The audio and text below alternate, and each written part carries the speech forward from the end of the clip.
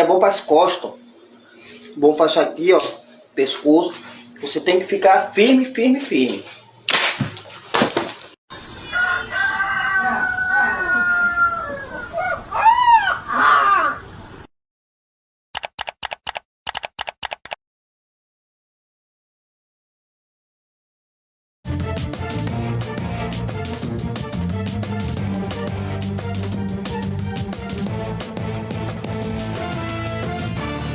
Boa noite.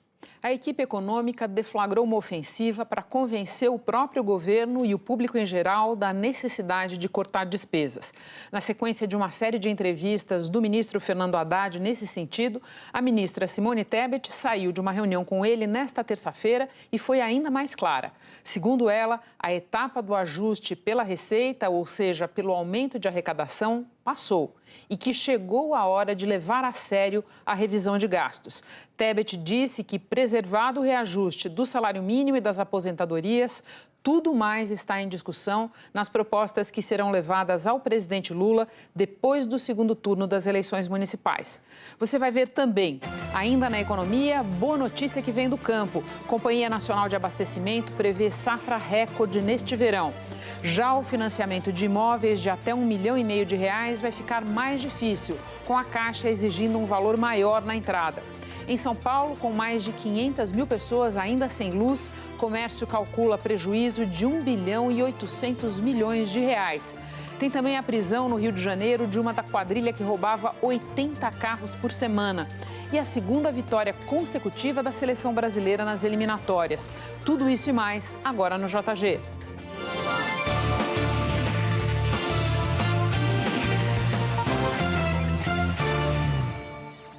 Começamos com o apagão porque 4 dias depois da chuva ainda tem 500 mil de pessoas sem luz na cidade de São Paulo. E a cidade vai descobrindo que investimentos que a Enel se comprometeu a fazer simplesmente não saíram do papel.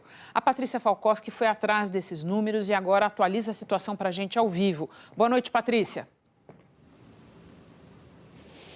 Oi, Renata, uma ótima noite para você, para quem está com a gente no Jornal da Globo. De acordo com o Ministério Público de São Paulo, em 3 anos, a Enel deixou de investir mais de 600 milhões de reais em infraestrutura. Inclusive, os dados do MP são do Plano de Desenvolvimento da Distribuição disponibilizado pela ANEEL em abril deste ano. Entre 2020 e 2022, a empresa planejava investir 2,981 bilhões de reais, mas investiu 20% a menos do que o previsto. A gente fala aqui da Zona Sul, da capital, e dá para perceber tudo sem luz, sem energia desde sexta-feira. No caminho para cá, a gente viu vários semáforos ainda quebrados, com problema. Os moradores dessa rua que a gente está, das ruas próximas embaixo, todos no escuro, situação que ainda atinge bastante gente na região metropolitana. A gente está falando de 158 mil imóveis sem energia, cerca de 500 mil pessoas. E ainda falando sobre investimentos não realizados depois do apagão de novembro do ano passado e também daquela sequência de cortes de energia em março desse ano na região central aqui de São Paulo, a Enel anunciou um plano de investimento para melhorar o serviço na capital, que incluía a contratação de 1.200 funcionários próprios até março do ano que vem. Faltando 5 meses para o fim desse prazo, a Enel contratou 1/3 disso e não informou quantos funcionários foram demitidos durante este período. Temos equipes agora sendo treinadas no nosso centro de treinamento e até março a gente vai cumprir aquilo que está no nosso plano, que são 1.200 eletricistas adicionais aqui em São Paulo. Os trabalhos estão em curso, a gente segue de forma ininterrupta fazendo as atividades para restabelecer os clientes o mais rápido possível. Todas as ordens de serviço do dia da sexta-feira estão em campo, com as equipes atuando, e a gente não vai parar enquanto não terminar. E hoje teve uma reunião entre 17 prefeitos e também representantes das cidades aqui da Grande São Paulo. Também quem estava presente foi o governador do estado, Tarcísio de Freitas, e o ministro do Tribunal de Contas da União, Augusto Nardes, para discutir esse apagão da Enel e pedir intervenção na concessionária de energia e também uma maior participação da Arcesp, que é a agência reguladora do estado, na fiscalização da Enel. Para o governador, a Enel não se preparou para fazer a distribuição de energia em São Paulo. A intervenção é fundamental. E por que ela é fundamental? Por que a empresa não está fazendo o que cabe?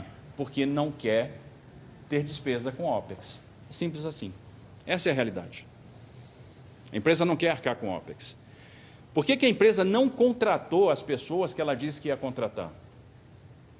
Porque isso não é remunerado do ponto de vista regulatório. E esse papel o interventor pode fazer, porque o interventor pode determinar que essas despesas sejam feitas. A gente pediu para a Enel um posicionamento sobre essa intervenção. A empresa não respondeu sobre isso. Disse apenas que reitera o seu compromisso com a sociedade e que entre 2024 e 2026 vai investir cerca de 20 bilhões de reais no Brasil, 80% disso em distribuição de energia. Renata. Paty, você sabe, as perdas a essa altura são de vários tipos e hoje o comércio divulgou a sua estimativa de perdas, que já está quase em 2 bilhões de reais.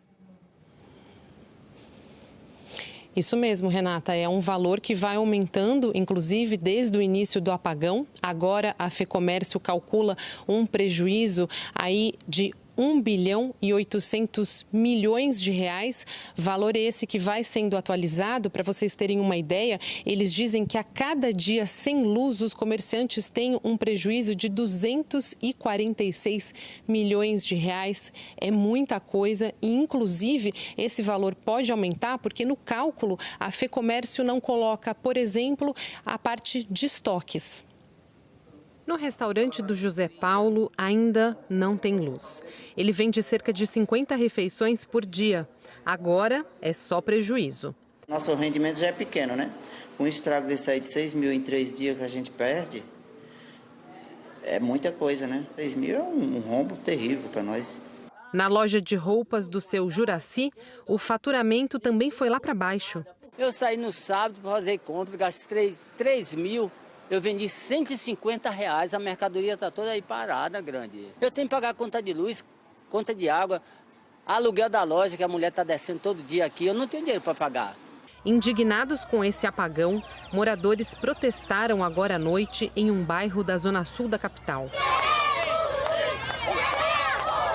Mais cedo, com a conta de luz na mão, moradores de outro bairro também pediram a volta imediata da energia. A gente não sabe o que fazer, porque liga na Enel, eles não dão um parecer.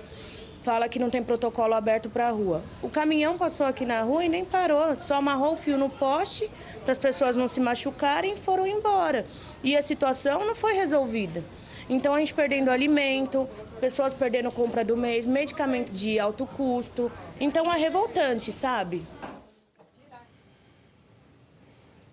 É prejuízo atrás de prejuízo para o comércio, para os moradores, como a gente mostra aqui na Zona Sul, nesse bairro em que nós estamos, tudo escuro. Muita gente comentando, inclusive com a gente, essa falta de iluminação prejudica também, claro, na segurança. Vamos continuar acompanhando todos esses desdobramentos e ver como é que vai ser esse amanhecer amanhã, né, Renata? Paty, muito obrigada. Bom descanso para você. De São Paulo, nós vamos para Brasília falar de contas públicas. Depois de apresentar uma série de medidas para tentar aumentar as receitas, a equipe econômica do governo trabalha agora em um pacote de corte de despesas. Nas palavras da ministra do Planejamento, Simone Tebet, chegou a hora de levar a sério a revisão de gastos. Ao vivo de Brasília, a Heloísa Torres tem detalhes para nós. Boa noite, Elô. Boa noite para você também, Renata, e para todos. Depois de uma reunião com o ministro da Fazenda, Fernando Haddad, a ministra do Planejamento, Simone Tebet, saiu dizendo que essa é uma nova etapa de revisão de gastos com medidas estruturais que vão além do combate a fraudes na concessão de benefícios. Dentre as discussões, está em análise o fim dos supersalários dos servidores federais. No Congresso, já há um projeto para acabar com os chamados penduricalhos, que fazem extrapolar o teto de salário da administração pública. O governo avalia ainda adotar critérios mais técnicos para promoção de servidores. E a equipe econômica também se preocupa com o alto gasto das pensões militares e está em estudo ainda alterações no seguro-desemprego. Simone Tebet afirmou que uma coisa é certa: o aumento do salário mínimo e o reajuste das aposentadorias estão preservados. Segundo a ministra, a ideia é levar as propostas, esse pacote, para o presidente Lula depois do segundo turno e, em seguida, encaminhar tudo para o Congresso. O governo disse que não tem problemas para fechar as contas deste ano na meta estabelecida, mas há preocupação com o orçamento dos próximos anos. Tebet reafirmou o compromisso com o equilíbrio das contas públicas. Chegou a hora para levar a sério a revisão de gastos estrutural no Brasil. O Brasil já fez o dever de casa, o governo, o Congresso, do lado da Receita. Não é possível mais, pelo lado da Receita, nós podermos apenas, sobre a ótica da Receita, resolver o problema do fiscal no Brasil. Nós temos o arcabouço que está de pé e vai se manter de pé. Não há nenhuma sinalização de fazer qualquer tipo de alteração. Consequentemente, é preciso que o Brasil caiba dentro do orçamento brasileiro e dentro desse arcabouço. Nós estamos falando da qualidade do gasto público. Quando nós falamos de qualidade do gasto público, nós temos que ter coragem de rever políticas públicas que eram eficientes, necessárias e meritórias há 20, 10 anos atrás e que não são mais. Então, tudo está nessa mesa. Elô, eu quero te ouvir ainda sobre outro assunto de impacto na vida de muitas pessoas, o anúncio feito hoje pela Caixa de restrições no financiamento de imóveis até R$1,5 milhão. Uma delas, pelo que eu entendi, é que a entrada vai ter que ser maior agora. Sim, vai sim, Renata. As mudanças valem para os financiamentos do Sistema Brasileiro de Poupança e Empréstimo, o SBPE. Os valores para esses empréstimos vêm da caderneta. E como os saques da poupança aumentaram e a demanda por empréstimo para compra de imóvel está alta, foi preciso criar limitações, segundo a Caixa. E olha só, setembro foi o terceiro mês seguido com mais retiradas que depósitos na poupança. Isso em todos os bancos.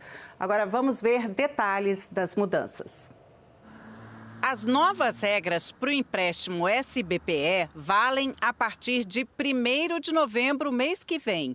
O valor do imóvel ou terreno terá que ser de, no máximo, R$1,5 milhão. A pessoa não pode ter outro financiamento habitacional ativo com a Caixa e a entrada terá que ser maior.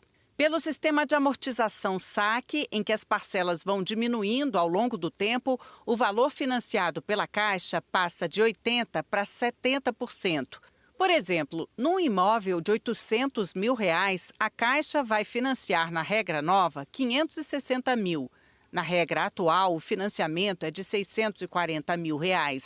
A entrada vai subir de R$160 mil para R$240 mil no modelo que entrará em vigor. Pelo sistema Price, em que as parcelas são sempre iguais, mas com juros mais altos, o banco financia 70% do imóvel. Com a regra nova, vai financiar 50%. Também no exemplo de um imóvel de R$800 mil, a Caixa vai financiar até R$400 mil. A outra metade é a entrada.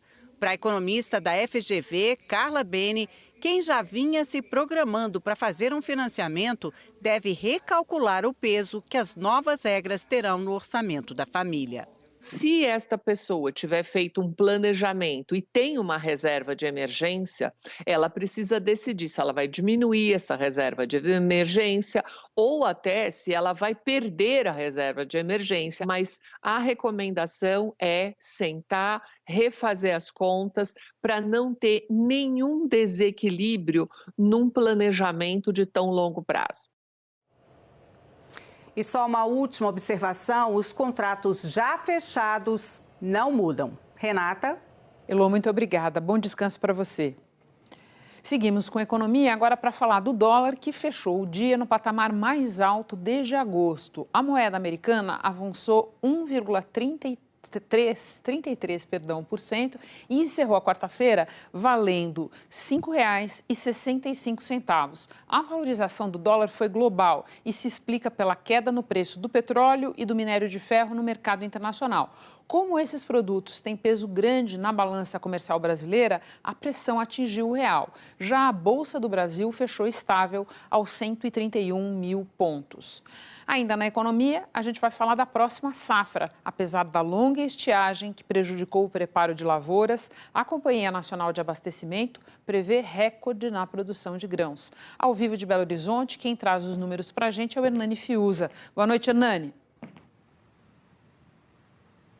Olá, Renata. Boa noite. Boa noite também a você que nos acompanha. A previsão da Conab é que a safra de grãos 2024-2025 ultrapasse 322 milhões de toneladas, um crescimento de 8,3% em relação à última colheita afetada pelo clima, a enchente no Rio Grande do Sul e a estiagem em boa parte do país. Se a projeção se confirmar, o novo recorde vai ser estabelecido no fim do ano agrícola. Isso depende das previsões climáticas se manterem dentro da expectativa. Para a Conab, a área semeada de arroz é a que mais deve crescer, quase 10%. A produção deve chegar a 12 milhões de toneladas, uma das maiores da história. O plantio de feijão também será maior em área e deve chegar a 2,88 milhões de hectares. A produção esperada é de 3,26 milhões de toneladas, 0,5% acima da safra anterior. Já as lavouras de milho devem se manter em 21 milhões de hectares, mas com um aumento de produtividade, a colheita deve ser maior, chegando a quase 120 milhões de toneladas, uma recuperação de 3,5% em relação à safra anterior. E a soja deve ter a maior safra já registrada, mesmo com o atraso do período chuvoso esse ano, que tem atrapalhado os preparativos para o plantio. A estimativa é produzir 166 milhões de toneladas. Se esse número se confirmar, ou mesmo se houver cortes nesse número, será a maior safra de soja da nossa história. Tá? E a soja, além de estar espalhada ao território como um todo e ser o principal produto de forma individual do agronegócio brasileiro, vai gerar renda para uma fração importante do território nacional. Uma fração importante dessa soja é destinada ao mercado internacional, o que também deverá contribuir para atrair divisas. Se essa previsão se confirmar, isso pode ter um impacto positivo nos preços dos alimentos para os consumidores. Só que o maior volume da produção não é o único fator que define o valor final. Diversos desses grãos, o preço é cotado no mercado internacional. Então, pode ter, de um lado, algum outro grande produtor lá fora tendo problemas, isso fazer que a cotação lá fora suba, refletindo na cotação aqui também dentro do Brasil. Mas não é só isso. Essas cotações são precificadas lá fora em dólar e contribuem para a formação do preço aqui dentro. Só que nessa passagem, lá fora aqui para dentro, tem que passar pela taxa de câmbio. Se a gente vira a taxa de câmbio operando em patamares mais elevados, mesmo com uma safra recorde, a gente pode ter preços mais altos, sim. Hernani, muito obrigada. Bom descanso. Agora vamos mais uma vez a Brasília, porque o presidente Lula mandou hoje ao Congresso um projeto de lei que aumenta a punição para crimes ambientais. O Ricardo Abreu foi olhar esse texto, ouvir especialistas e agora faz um relato para a gente ao vivo. Boa noite, Ricardo. Oi, Renata. Boa noite a você e a todos. Essa medida é uma resposta do governo aos incêndios florestais dos últimos meses que destruíram vários biomas aqui do Brasil. A proposta foi elaborada pelo Ministério da Justiça e Segurança Pública. Vamos ver os principais pontos. No caso de incêndios florestais, hoje a pena é de reclusão e vai de 2 a 4 anos, além de multa. Pelo projeto, passaria a ser de 3 a 6 anos mais a multa. O mesmo valeria para quem desmata sem autorização. O texto prevê ainda a ampliação da pena se o crime colocar em perigo a vida coletiva ou a saúde pública, se atingir unidades de conservação e se o desmatamento for feito com uso de fogo. Já a punição para quem destruir ou danificar floresta de preservação permanente passaria de 1 a 3 anos de detenção e multa para reclusão de 2 a 5 anos e multa. E a mineração ilegal, que hoje tem pena de detenção de 6 meses a 1 ano e multa, passaria para 2 a 5 anos e multa. Essa lei, que conta com mais de 24 anos, obviamente estava defasada. Ela previa penas, em média, de 2 a 3 anos de detenção, e essas penas leves, relativamente leves, elas propiciavam, primeiramente, a prescrição dos crimes. A maioria dos crimes ficavam prescritos com essas penas leves. Em segundo lugar, elas permitiam ou a suspensão do processo, ou então a transação penal, ou finalmente a liberdade condicional.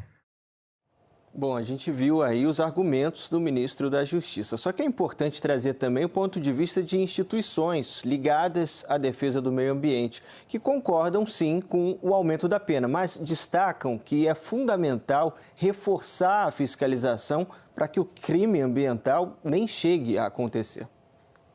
A solução passa por outras medidas, porque quando você precisa aplicar a lei penal é porque a coisa já foi feita. Então, a gente também precisa pensar no preventivo. Isso passa por um fortalecimento das estruturas de fiscalização em todos os entes da República, não apenas o Poder Executivo fazendo a própria parte, federal no caso. Agora a gente vai ver, né, como é que vai ser a tramitação desse projeto no Congresso. Lembrando, Rodrigo Pacheco e Arthur Lira já alertaram ao presidente Lula que um grupo de parlamentares contrários à pauta ambiental pode prejudicar a aprovação dessa pauta. O texto foi incluído num outro projeto que já está em análise na Câmara dos Deputados, de autoria do senador Davi Alcolumbre. É um projeto de 2018, para a gente ter uma ideia da dificuldade de aprovar propostas desse tema, Renata. Muito obrigada, Ricardo. Bom descanso. Outra notícia de Brasília. Atendendo a um pedido da Polícia Federal, o ministro do Supremo, Alexandre de Moraes, pediu a extradição de 63 brasileiros investigados pelos atos golpistas de 8 de janeiro de 2023, que estão foragidos na Argentina. De acordo com a PF, esses brasileiros atravessaram a fronteira em porta-malas de carros, por rio ou mesmo a pé. O Ministério das Relações Exteriores será responsável pelas tratativas com a Argentina. A polícia prendeu 11 suspeitos de integrar uma das maiores quadrilhas de roubo de carro do Rio, que revendia o produto de seus crimes para vários estados. Ao vivo, o Edivaldo Dondossola tem as informações para a gente. Boa noite, Dondossola. Oi, Renata. Boa noite para você e para você ligado com a gente aqui no Jornal da Globo. A Polícia Civil montou uma operação para cumprir 20 mandados de prisão e 40 de busca e apreensão. Até agora, como a Renata disse, 11 pessoas foram presas aqui no Rio e em outros 4 estados. As investigações revelaram que os assaltantes levavam os carros roubados para 3 comunidades da Baixada Fluminense. Eles eram desmanchados em depósitos como esse, alugados em nome de laranjas. Os investigadores dizem que as peças eram enviadas para São Paulo e de São Paulo iam para Goiás, Santa Catarina e Bahia, onde eram vendidas para ferros velhos e lojas, abastecendo assim o mercado clandestino.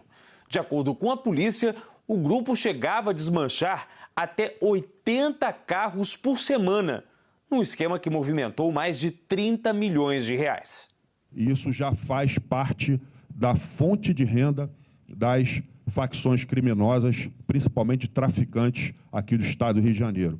E essas facções criminosas são responsáveis por mais de 80% dos roubos de veículo e mais de 90% dos roubos de cargas em todo o estado do Rio de Janeiro. Dondossola, quando a gente olha os números do Ministério da Justiça, se dá conta que esse problema nem de longe está limitado ao Rio de Janeiro. Pois é, Renata, tem abrangência nacional. Só no primeiro trimestre desse ano foram 82 mil registros de roubo ou furto de veículos em todo o país. Isso dá uma média de 37 veículos roubados ou furtados por hora. Além da sensação de insegurança, isso também mexe no bolso do consumidor. A FENSEG, a Federação Nacional dos Seguros, afirma que esses crimes aumentam o custo das apólices. Impacta diretamente no bolso, no valor do seguro. O seguro de automóvel ele é composto por várias informações, né? E uma delas é o CEP de risco, que a gente fala, né? Que é a cidade, o bairro. E um dos pilares fortes é o CEP. Então, dependendo da região, do comportamento da região, muda muito o preço de seguro de um local para outro. Ainda de acordo com o levantamento do Ministério da Justiça, São Paulo, Rio de Janeiro e Minas Gerais lideram a lista de ocorrências de roubo ou furto de veículos. Renata? Muito obrigada, Dondóssola. Bom descanso. Também no Rio, uma funcionária do laboratório investigado no escândalo dos pacientes infectados com HIV em transplantes se apresentou à polícia. Jaqueline Bacelar chegou acompanhada por 2 advogados e ficou em silêncio. A assinatura dela consta de um dos laudos do laboratório PCS Saleme, que liberaram para transplante órgãos que infectaram ao menos 6 pacientes. No documento, ela é descrita como biomédica, mas o número de registro profissional pertence a outra pessoa. Além de Jaqueline, estão presos um técnico e um dos sócios do laboratório. Outro funcionário continua foragido. Nesta terça-feira, o governador do Rio falou pela primeira vez sobre o caso. Segundo Cláudio Castro, o laboratório não vai mais trabalhar para o governo e o Hemocentro do Estado está analisando todos os exames feitos pela empresa. No próximo bloco, a ONU aponta crimes contra a humanidade cometidos pelo regime de Nicolás Maduro na Venezuela.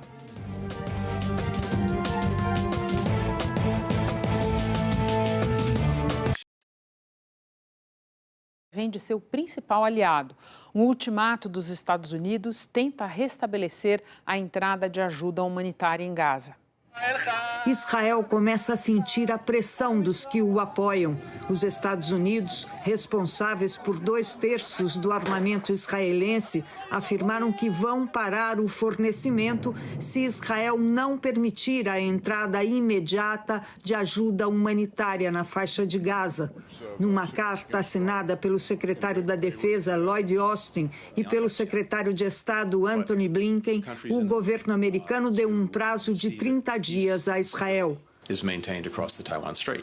O Reino Unido prometeu punir instituições israelenses que vêm cometendo abusos contra palestinos no território ocupado da Cisjordânia. Em setembro, o governo britânico cancelou 10% da entrega de armas negociadas com Israel, pelo que chamou de abusos contra a população civil em Gaza. A Alemanha, segundo maior fornecedor militar de Tel Aviv, no primeiro semestre deste ano, liberou a exportação de menos de 15% da quantidade liberada no mesmo período do ano passado. No Líbano, os recentes bombardeios geraram mais pressão internacional contra Israel.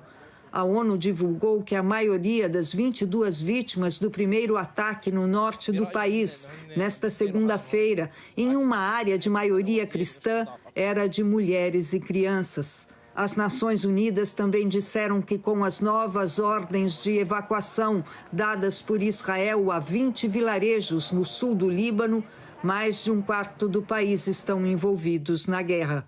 Na faixa de Gaza, os ataques continuam em todo o território, com mais de 50 mortos nas últimas 24 horas. Grandes áreas do norte estão inacessíveis para a passagem de alimentos. 400 mil pessoas podem não ter nada para comer. Em território israelense, mais sirenes tocaram no norte. Um policial foi morto a tiro e 4 pessoas ficaram feridas num ataque aéreo do Hezbollah na região central do país. Do lado de cá do Mediterrâneo, a primeira-ministra italiana anunciou nesta terça-feira que vai ao Líbano no fim de semana. Giorgia Meloni afirmou que atender à exigência unilateral de Israel da retirada dos soldados de paz da ONU seria um grave erro. Falando na Câmara Baixa do Parlamento italiano, Meloni também exigiu mais segurança para o contingente italiano no Líbano, que faz parte das forças multinacionais das Nações Unidas para tentar garantir a paz na região. A ottenere cessate il fuoco. Um relatório divulgado hoje pela ONU acusa o regime de Nicolás Maduro de cometer crimes contra a humanidade na Venezuela. De Buenos Aires, o Ariel Palácios detalha para nós. A missão da ONU que investiga violações aos direitos humanos no país apresentou um documento de 158 páginas. Elas abrangem os 2 primeiros meses na Venezuela, logo após a realização das eleições presidenciais do dia 28 de julho, ou seja, agosto e setembro. A organização acusa as forças de segurança venezuelanas de estarem, abre aspas, maciçamente envolvidas, fecha aspas, nas violações aos direitos humanos. Os protagonistas destas ações repressivas são o temido Serviço de Inteligência Civil, mais conhecido pela sigla SEBIN, e o Serviço de Inteligência Militar, o DGCIM, além da Guarda Nacional Bolivariana e a Polícia Nacional. E de quebra, o regime ainda conta com os colectivos, que são as milícias armadas de Nicolás Maduro, que se mobilizam em motocicletas e estão presentes principalmente nos bairros pobres. A missão afirma que esses grupos cometeram ao menos 25 assassinatos durante a repressão aos manifestantes, além de desaparecimentos forçados, torturas e violência sexual. Segundo os enviados da ONU, estas ações são parte de um plano coordenado para silenciar os críticos e opositores do regime chavista. Entre as vítimas estariam crianças e pessoas com deficiência. A ONU também alertou que as violações aos direitos humanos ocorrem há muitos anos na Venezuela. Mas a diferença desta vez, tenebrosa diferença, é que o perfil das vítimas da repressão é mais amplo agora, indo além dos líderes da oposição.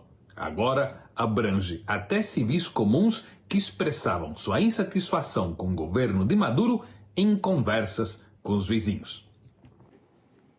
Daqui a pouco, o Brasil vence a 2ª consecutiva nas eliminatórias e fica mais confortável na briga por vaga na Copa.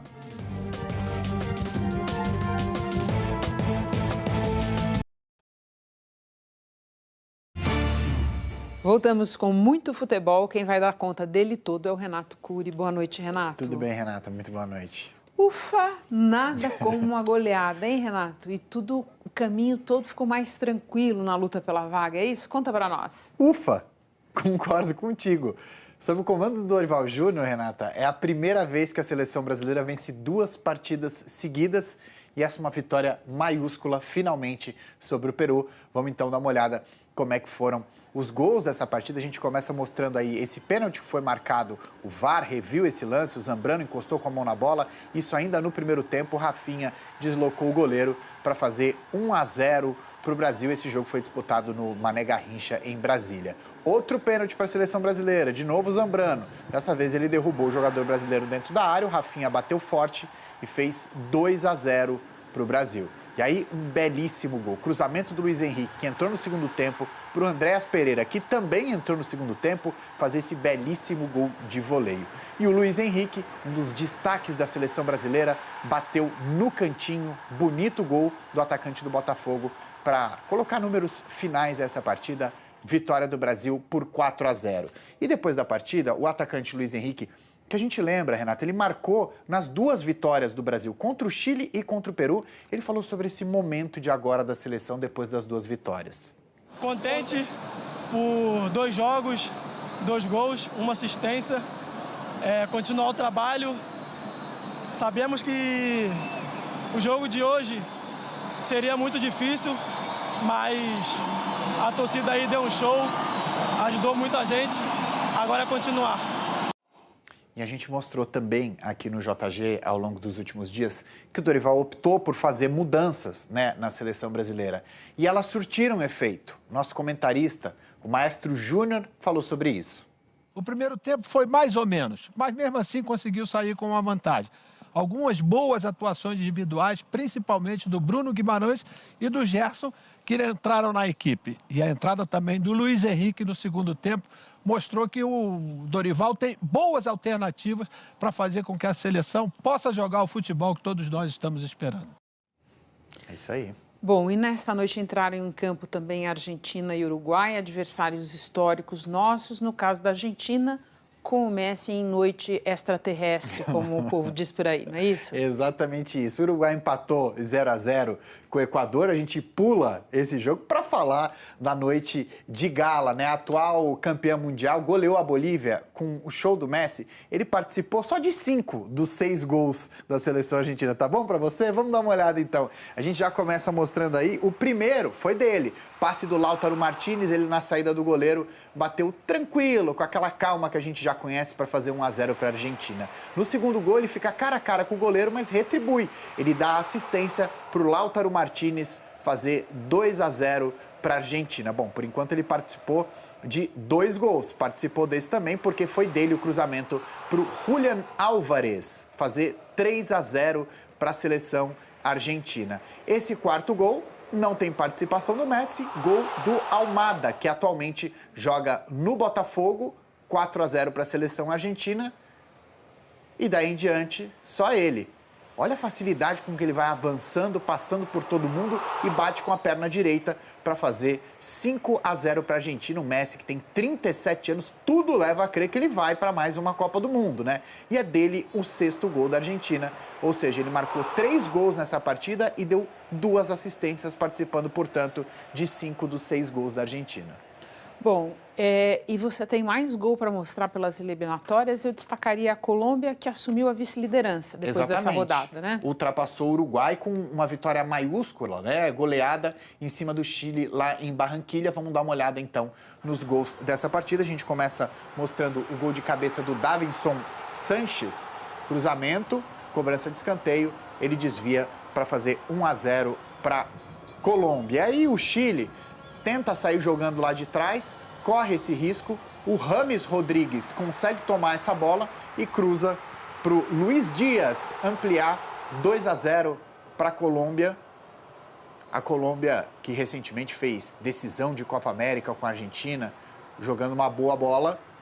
Aí a gente já mostra o terceiro gol com o John Duran. Ele recebe dentro da área e bate na saída do goleiro para fazer 3-0. E no último lance da partida, o Luiz Sinisterra é quem faz o gol. Ele tenta a primeira, fica com o rebote e consegue colocar ali naquele espaço improvável entre o zagueiro e a trave e faz o 4º gol. Já o Paraguai venceu a Venezuela em casa e de virada. Vitória importante porque coloca o Paraguai na zona de classificação para a Copa do Mundo. Daqui a pouquinho a gente vai mostrar a tabela. Vamos mostrar os gols. Então a gente começa mostrando o primeiro da Venezuela. Aramburu recebeu do Soteldo, jogador que está no Grêmio, e fez 1-0, mas o Paraguai conseguiu a virada construída a partir dessa jogada aí. Júnior Alonso é quem faz o cruzamento e o Sanabria, Antônio Sanabria, faz o gol de empate do Paraguai e é também do Sanabria o gol da virada. Ele aproveita essa assistência de cabeça e também de cabeça desvia para fazer o 2º gol do Paraguai, vitória de virada, 3 pontos super importantes para o Paraguai. Bom, você mesmo já falou que teve mudança de posição, mostra para a gente a classificação então, Renato. Exatamente, a Colômbia, então, na 2ª colocação, a Argentina segue líder, isolada, com tranquilidade. O Brasil, na 4ª colocação, com 16 pontos, muito próximo do Uruguai. O Brasil tem mais vitórias do que o Uruguai, só que tem 1 gol a menos no saldo. O Paraguai assumindo ali a 6ª colocação, que é a colocação limítrofe para a classificação direta para a Copa do Mundo. A 7ª colocação, hoje ocupada pela Bolívia, vai para repescagem. Bom, e a gente terá ainda este ano oportunidade de melhorar esse quadro, né? Porque tem mais jogos ainda. Exatamente, 2 jogos. Em novembro, a gente enfrenta a Venezuela, né, dia 14 de novembro, no Estádio Monumental de Maturim, em Monáguas, na Venezuela. E no dia 19 de dezembro, confronto direto, né, pode ser aí a oportunidade do Brasil ultrapassar o Uruguai, o que pode até acontecer antes, como a gente mostrou na tabela, dia 19 de dezembro, na Arena Fonte Nova, em Salvador. Bom, e a gente vai fechar com a classificação do Corinthians para a final da Libertadores Feminina. Mais uma, ó. Vitória por 1-0 sobre o Boca Juniors. A gente lembra que o Corinthians é o atual campeão, vai tentar o pentacampeonato da Libertadores Feminina. Vamos ver como é que foi aí a classificação para a final. A Jaqueline cruzou e a Gabi Zanotti foi quem fez o gol. A experiente Gabi Zanotti fez o gol da vitória que garantiu a classificação para o Corinthians. O adversário vai ser conhecido amanhã. E as corintianas tentam mais um título. Teve tanto futebol hoje que por um momento eu me confundi, achei que era quarta-feira, mas não, quarta é amanhã e você vem. E tem mais futebol amanhã pra gente mostrar. Obrigada, Renata. Valeu. Você pode assistir a programação da Globo ao vivo de graça no Globoplay. O Jornal da Globo fica por aqui. Agora tem Conversa com Bial e outras notícias no Hora 1. Boa noite para você, até amanhã.